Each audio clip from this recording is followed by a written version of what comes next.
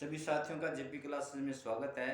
आज फिर बाल विकास पे आगे के क्रम में क्लास लेके आए हैं। कल की क्लास आपको कैसी लगी उस पे आप फीडबैक ज़रूर दिया करो ताकि हम क्लास में आगे से आगे सुधार करते रहें, उत्तरोत्तर बढ़िया क्लास लेकर आते रहें।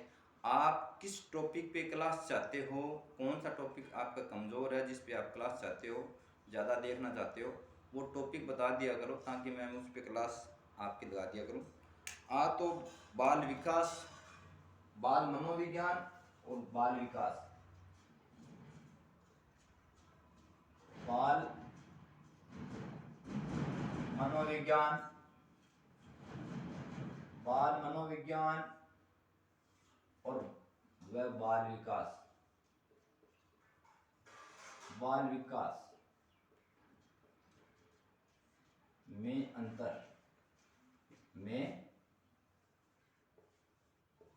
अंतर करेंगे। एक बहुत ही प्रसिद्ध साइकोलॉजिस्ट हुई है, शिक्षण मनोवैज्ञानिक हुई है, lady Hurlock. Lady Hurlock, lady Hurlock कहती है कि बाल मनोविज्ञान, बाल मनोविज्ञान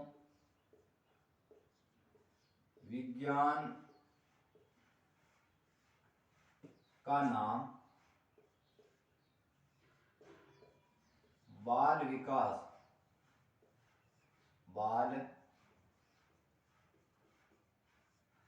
मनोविज्ञान का नाम बाल विकास इसलिए पड़ गया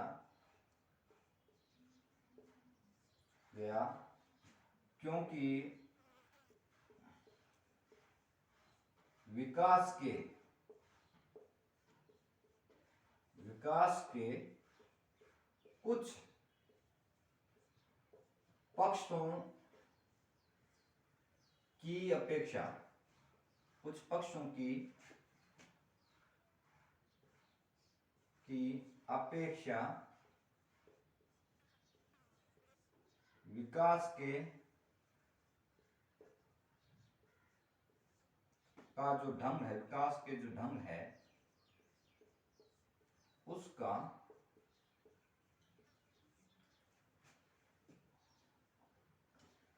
अध्ययन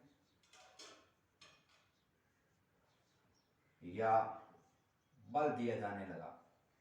बल, अध्ययन पर बल दिया जाने लगा।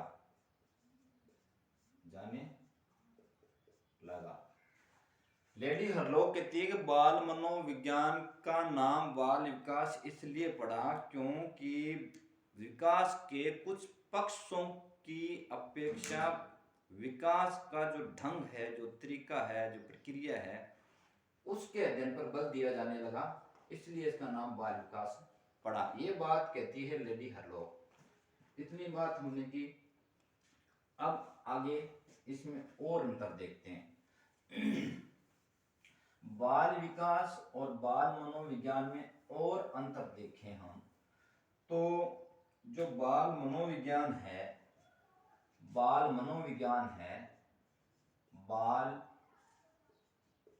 मनोविज्ञान इसके अंदर गर्भावस्था से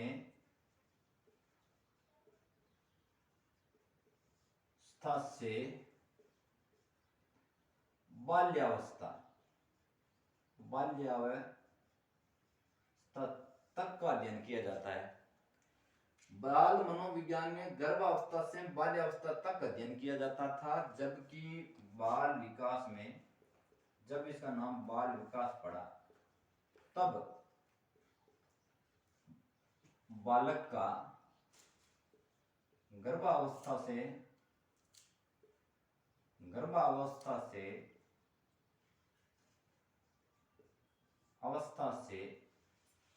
किशोरावस्था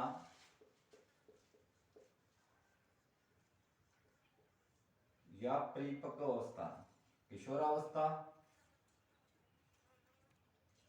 परिपक्वावस्था,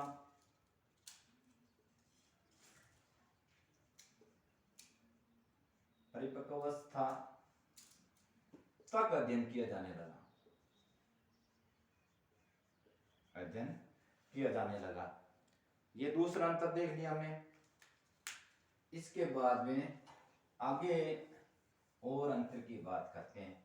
एक तो अंतर हमने देखा कि बाल मनोविज्ञान के अंदर गर्भावस्था से बाल्यावस्था तक अध्ययन किया जाता है। दूसरा हमने ये देखा कि बाल विकास के अंदर गर्भावस्था से लेकर के किशोरावस्था, परिपक्व अवस्था तक अध्ययन होने लगा था, सभी अवस्थाओं तक अध्ययन होने लगा। और एक बात हमने ये पढ़ी कि लेडी हरलॉक कहती है कि बाल मनोविज्ञान का नाम बाल विकास इसलिए पड़ा कि विकास की कुछ पक्षों की अपेक्षा विकास का जो ढंग है, तरीका है, जो प्रक्रिया है, उसके अध्ययन पर बल दिया जाने लगा, तब बाल विकास नाम पड़ा। और इसके बारे में कुछ बात कर लेते हैं अपन।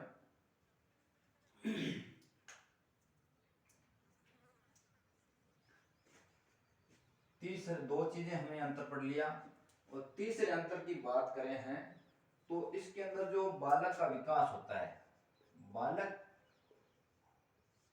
जो व्यवहार करता है, बालक जो व्यवहार करता है उसका अध्ययन, उसका जो अध्ययन है वो तो होता है बाल मनोविज्ञान में। बाल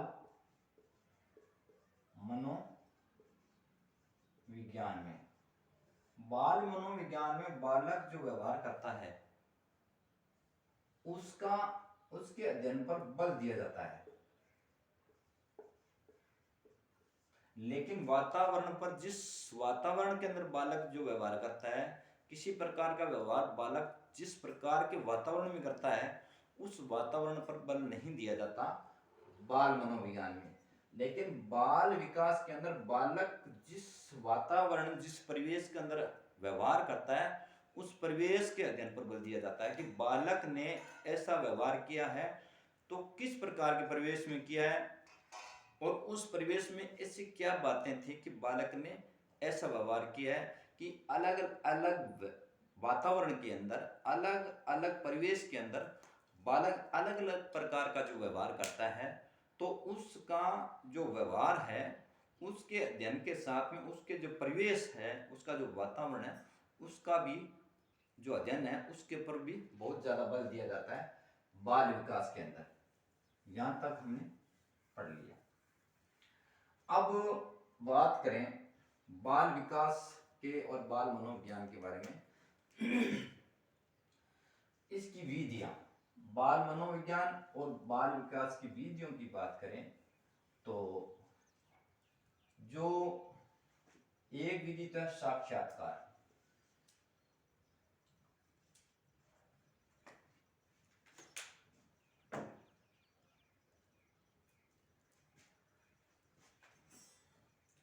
एक विधि है साक्षात्कार विधि, साक्षात्कार विधि।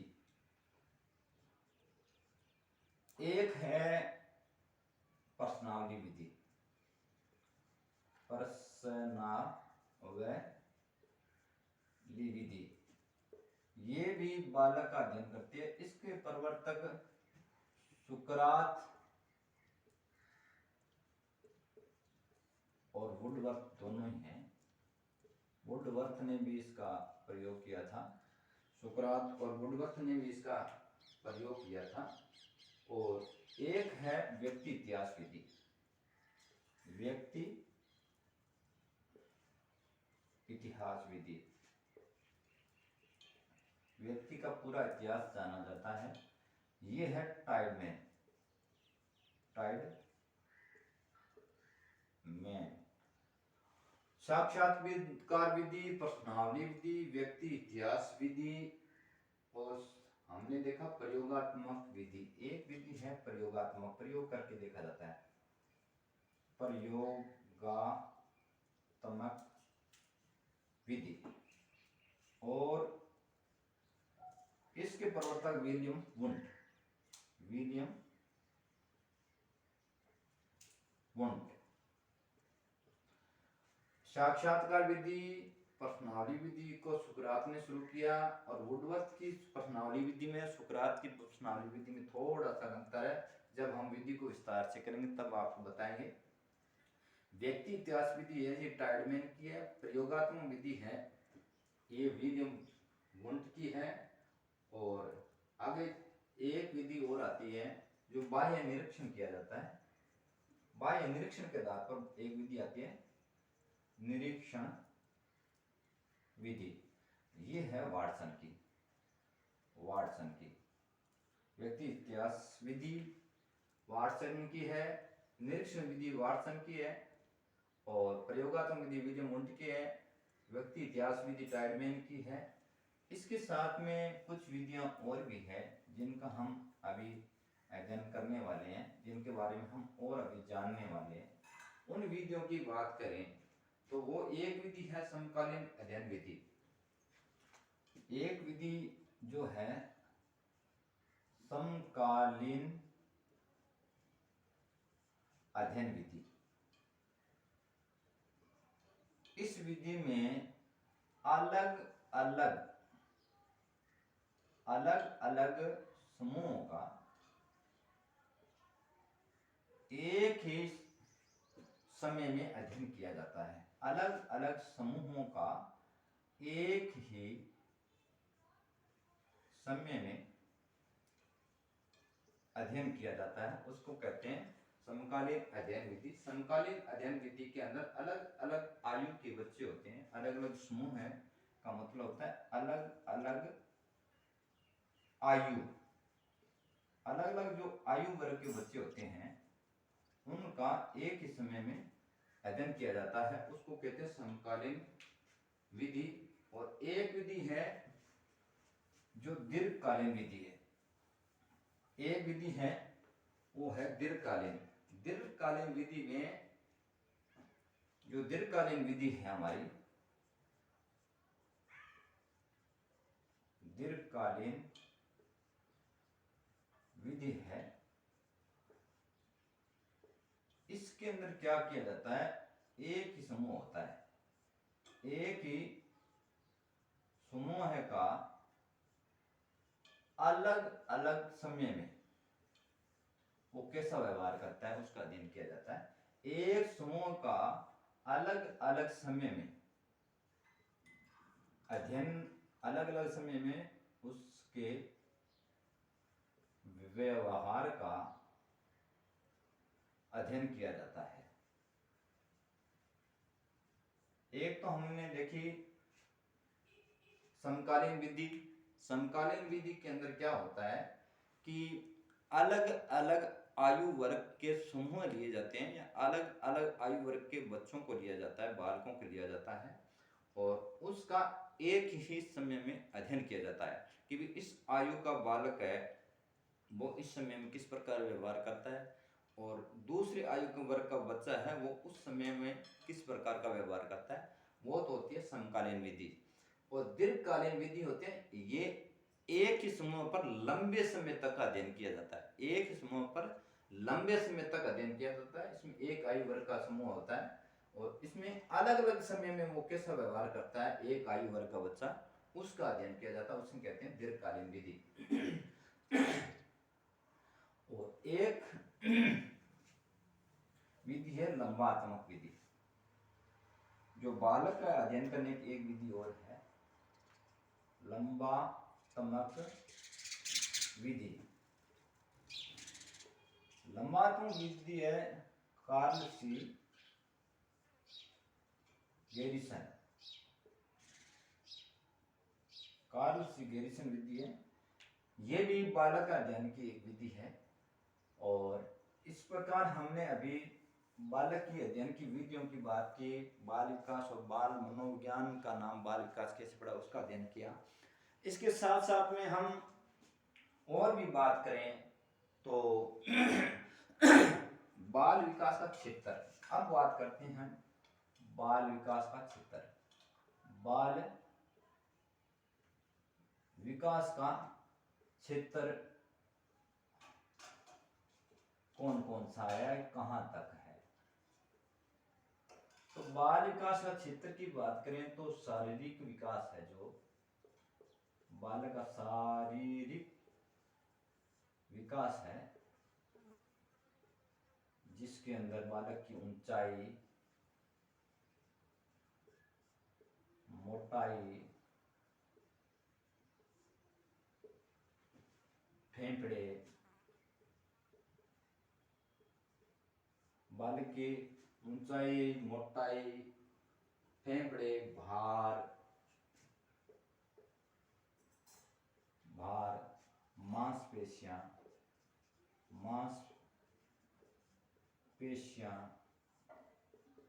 शारीरिक विकास में ऊंचाई, मोटाई, फेफड़े, भार, मांसपेशियां, स्नायु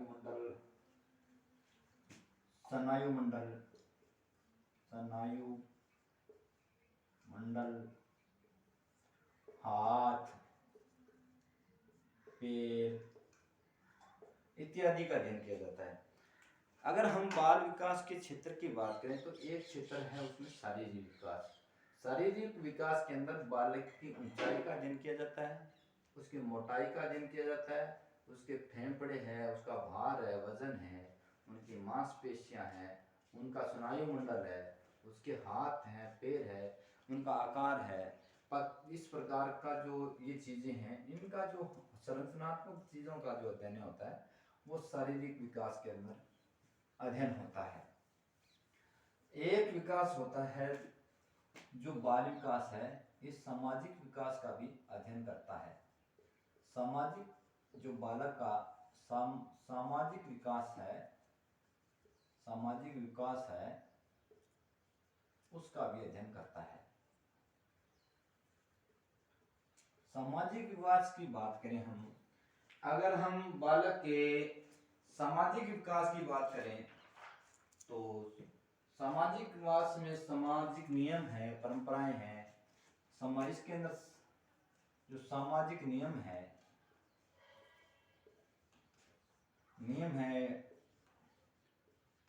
परंपराएं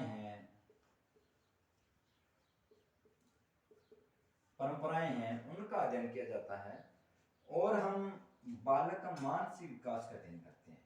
मानसिक जो विकास है ये भी बाल विकास का क्षेत्र है। इसके अंदर हम उसकी चिंता है, बालक जो चिंता करता है उसका चिंतन, बालक का चिंतन, तर्क, बालक के चिंतन और तर्क, कल्पना, स्मृति,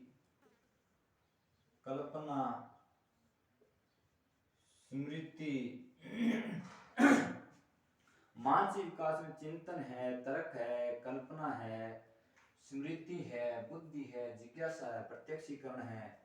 बुद्धि, जिज्ञासा और प्रत्यक्षीकरण है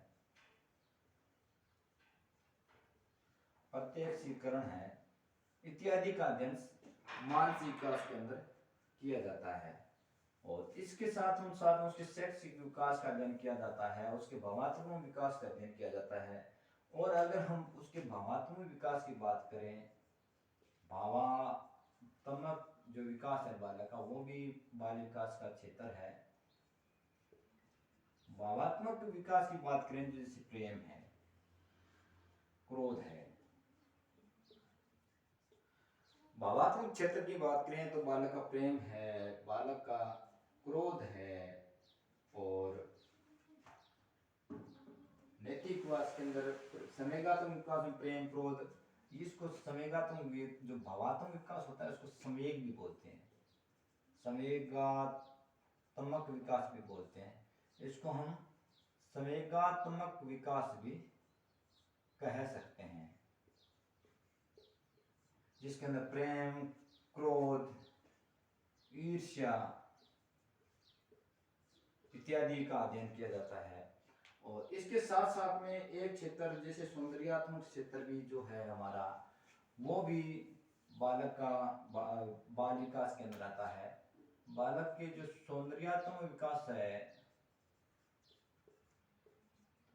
विकास है उसका भी हम इसके अंदर बाल विकास के अंदर अध्ययन करते हैं। सौंदर्यात्मक विकास में भाव, कला, संगीत, भाव है, विभिन्न प्रकार की कलाएं हैं, और जैसे चित्रकला है, संगीत कला है, विविध और भी जो कलाएं हैं वो सौंदर्यात्मक विकास के अंदर बालक के जो आता है उसका भी हम बाल विकास के तहत अध्ययन करते हैं। भाषात्मक विकास भी करते हैं। नैतिक विकास की बात करें तो नैतिक पक्ष का भी हम बाल विकास में अध्ययन करते हैं। नैतिक विकास जो बालक का है, नैतिक विकास है जो बालक का हमारा नैतिक विकास होता है। नैतिक विकास की बात करें बालक का तो नैतिक विकास के अंदर नैतिक मूल्य है का जो विकास है उसके जो नैतिक मूल्य है वो कैसे हैं उनका भी हम इसमें अध्ययन करते हैं। बाल विकास के क्षेत्र की बात करें तो बालक का भाषात्मक अध्ययन करते हैं कि उसको किस प्रकार की भाषा आती है, भाषा में वो कैसा है, उसको भाषा का विकास करना है तो हम विकास की बात करते हैं। उसका भी हम अध्ययन करते हैं कि भाषा सीखने में क्या क्या समस्याएं आ रही है। उसके भावात्मक विकास की बात करें, उसके नैतिक विकास की बात करें, जैसे सामाजिक विकास के अंदर जो सामाजिक मूल्य परंपराएं हैं उनका उसमें किस प्रकार का डेवलपमेंट हुआ है, और नैतिक विकास में उसके जो चरित्र है उसमें किस प्रकार का डेवलपमेंट हुआ है। उसके भावात्मक, उसके कलात्मक विकास है उसका भी हम इसके अंदर अध्ययन करते हैं। उसके शारीरिक विकास का भी अध्ययन करते हैं। उसका मानसिक विकास कैसा हुआ है उसका भी हम विकास करते हैं बाल विकास के क्षेत्र में। बाल विकास में बालक का सर्वांगीण विकास का अध्ययन किया जाता है जिसमें नैतिक, सामाजिक, राजनीतिक, समाज जो भावात्मक है ये सभी पक्ष उसके अंदर आ जाते हैं। मानसिक विकास है ये उसके अंदर आ जाते हैं। इस सभी का हम अध्ययन बालक के बाल विकास के तहत करते हैं। आगे हम बात करते हैं वृद्धि और विकास में अंतर। बालक के अंदर एक तो होती है वृद्धि और एक होता है विकास। इसमें अंतर क्या है इस पर हम थोड़ी सी अभी बात करेंगे। तो वृद्धि की बात करें तो ये रचनात्मक होता है।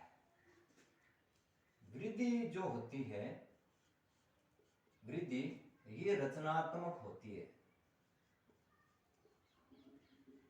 रचनात्मक होती है केवल। लेकिन विकास की बात करें, हम विकास की बात करें तो विकास रचनात्मक भी होता है और विनाशात्मक भी होता है। विनाशात्मक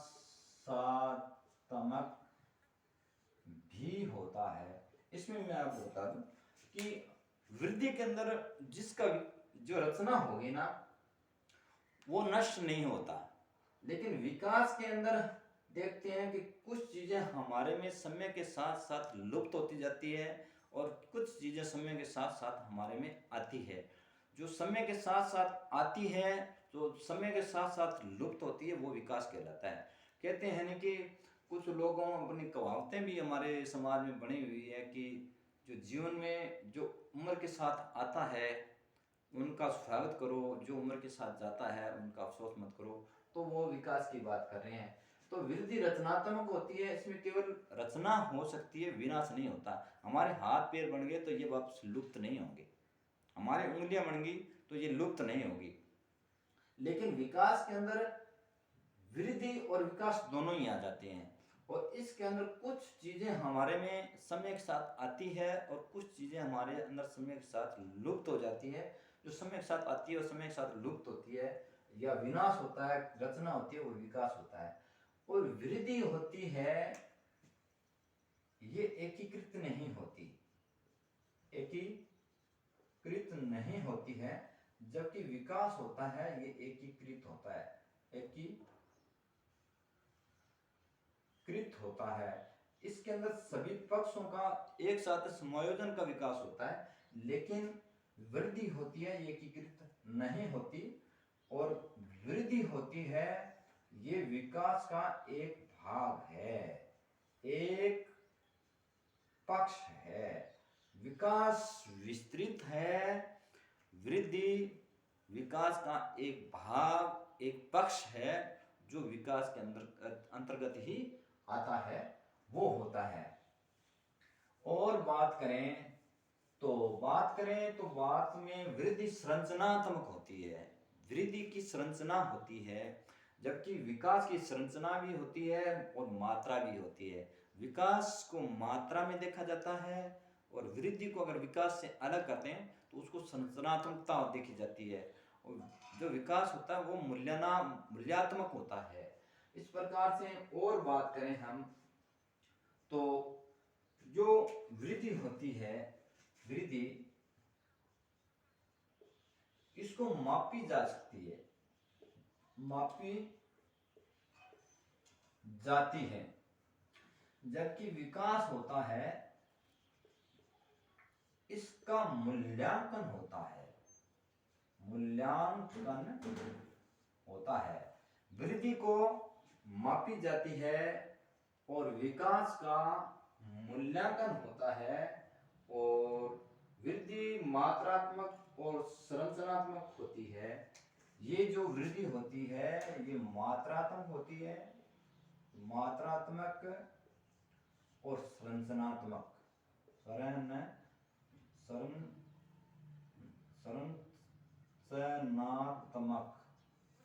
संरचनात्मक होती है और मात्रात्मक होती है। जबकि हम विकास की बात करें तो विकास एकीकृत होता है। और आगे विकास और वृद्धि के अंदर अंतर की बात करें तो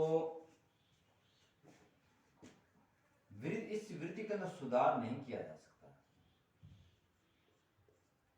जो वृद्धि होती है हमारी, वृद्धि के अंदर सुधार नहीं किया जा सकता और वृद्धि के अंदर सुधार नहीं किया जा सकता, जबकि हम विकास में सुधार कर सकते हैं। वृद्धि होती है इसमें सुधारा नहीं जा सकता, जबकि विकास में सुधार किया जा सकता है, सुधार किया जा सकता है। अब इसको मिटाकर थोड़ा स्पष्ट तरीके से और थोड़ा सा वृद्धि और विकास के अंदर बात कर लें। और अगर वृद्धि और विकास की, अब विकास की और बात करें तो विकास होता है हमारा, विकास उस पर जीवन व वातावरण दोनों का प्रभाव पड़ता है। विकास और वातावरण दोनों का प्रभाव रहता है। जैसा वातावरण मिलेगा विकास वैसा ही होगा। जीवन तो विकास के लिए जरूरी है। इसके साथ साथ में और भी अगर हम इसके बारे में बात करें तो विकास लचीला और संशोधनात्मक होता है। मैंने आपको बताया था कि विकास होता है ये लचीला होता है और संशोधनात्मक